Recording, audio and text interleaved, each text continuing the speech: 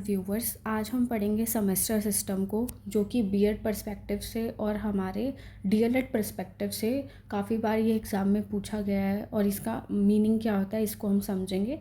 ठीक है, तो सेमेस्टर सिस्टम क्या है? सेमेस्टर सिस्टम, अब जो सेमेस्टर सिस्टम है ना, ये उन बच्चों को पहले से थोड़ा सा आइडिया हो जाएगा जो बच्चे जो है इग्नू में या फिर DOSOL में ऐसे पढ़ते हैं। ठीक है, जो ग्रेजुएशन का कर रहे हैं उनको आइडिया हो जाएगा, क्योंकि सेमेस्टर सिस्टम वहीं पे ही चलता है। ठीक है, कुछ इग्नू के कोर्सेज़ ऐसे होते हैं जो कि मतलब ये लगा लो कि साल में एक बार एग्ज़ाम करवाते हैं, और कुछ ऐसे कोर्सेज़ होते हैं इग्नू में जो कि साल में 2 बार होते हैं। ठीक है, अगर मैं इसको नॉर्मल मतलब पढ़ने से पहले ही ऐसे ही समझाऊँ तो इसका मतलब ये है कि एक साल में 6-6 महीनों को 6-6 महीने में बाँट दिया जाता है, और उसके बाद दोनों मतलब ऐसे 6 महीने हुए तो 6 महीने के अलग कुछ सब्जेक्ट्स होंगे जिन पे हमें वो बनाना पड़ेगा असाइनमेंट्स वगैरह, और उसके बाद उसके एग्ज़ाम होंगे।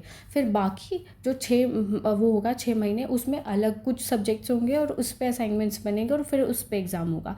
तो ऐसे करके एक साल को डिवाइड कर दिया जाता है। तो मतलब लगा लो अगर 3 साल का कोर्स है तो उसके अंदर ऐसे 6-6-6-6 ऐसे करके, मतलब 3 साल का कोर्स है तो उसके अंदर आप ये लगा लो उस बच्चे के 6 सेमेस्टर हो जाएंगे। ठीक है, और जो जिनको हम 6-6 महीने में से डिवाइड कर देंगे, तो 3 साल को हमने डिवाइड करा तो वही लगा लो कि उसके एग्ज़ाम 6 बार होंगे, 6 बार वो मतलब असाइनमेंट्स देगा। इस तरीके से हो जाएगा, क्योंकि वो मतलब साल को हमने उसमें 6 बार डिवाइड कर दिया, क्योंकि 6-6 महीने का था।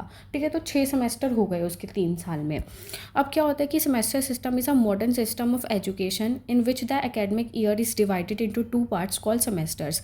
जैसे कि मैंने बात करी कि एकेडमिक जो हमारा ईयर होता है इसको 2 पार्ट में बांट दिया जाता है, जिसको हम सेमेस्टर्स कहते हैं। ठीक है, तो एक साल को एक एकेडमिक ईयर था और उसको हमने 2 पार्ट में डिवाइड कर दिया, जिसको हम सेमेस्टर कह रहे हैं।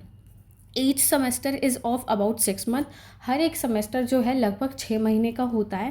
And students are evaluated continuously through test. और स्टूडेंट को इवेल्यूएशन मतलब उनका होता है, आकलन उनका करते रहते हैं। तो ये जो होता है ये मतलब इवेल्यूशन उसका उनका करते रहते हैं, जो कि हमारा थ्रू टेस्ट करेंगे, असाइनमेंट के थ्रू करेंगे, और फाइनल एग्ज़ाम्स के थ्रू जो है इवोल्यूशन ये करेंगे। It helps in reducing the burden of annual examination.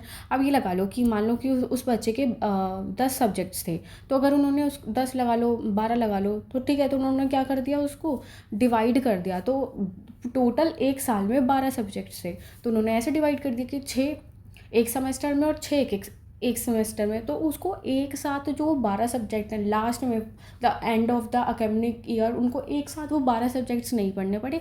तो ऑब्वियसली मतलब ऑटोमेटिकली क्या हो गया कि उनका जो बर्डन था, जो एकदम से 12 सब्जेक्ट्स का बर्डन जो है उनके ऊपर आ जाता, वो कम हो जाएगा। ठीक है, तो वर्कलोड कम हो जाता है। असाइनमेंट्स बनाने पड़ते हैं एक साथ 12 असाइनमेंट, मतलब 12 के।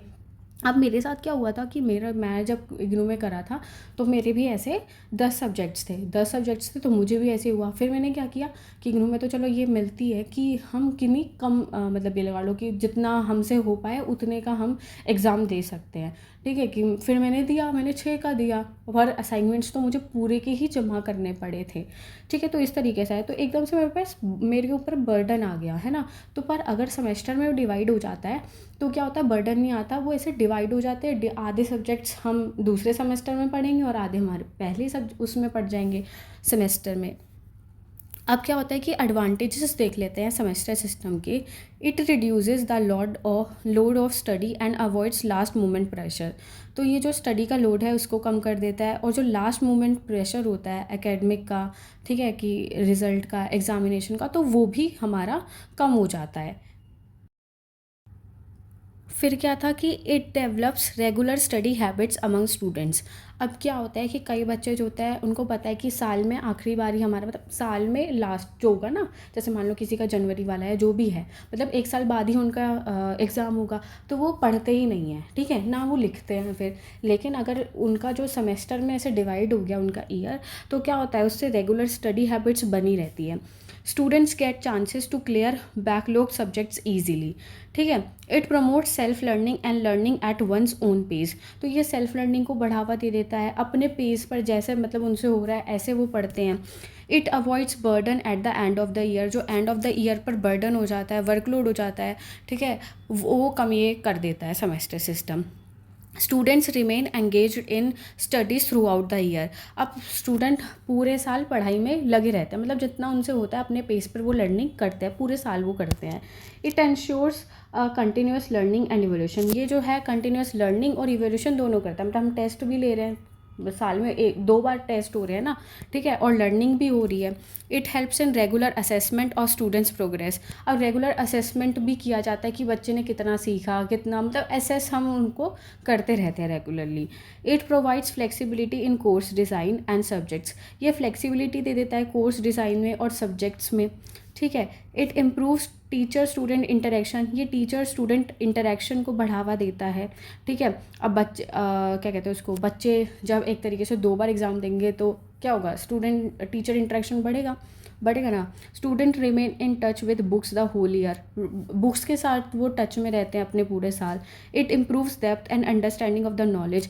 ये डेप्थ और अंडरस्टैंड, मतलब नॉलेज की थोड़े सा हम डेप्थ में चले जाते हैं, अंडरस्टैंडिंग करते हैं, उस चीज़ को पढ़ते हैं। It develops confidence and sense of responsibility.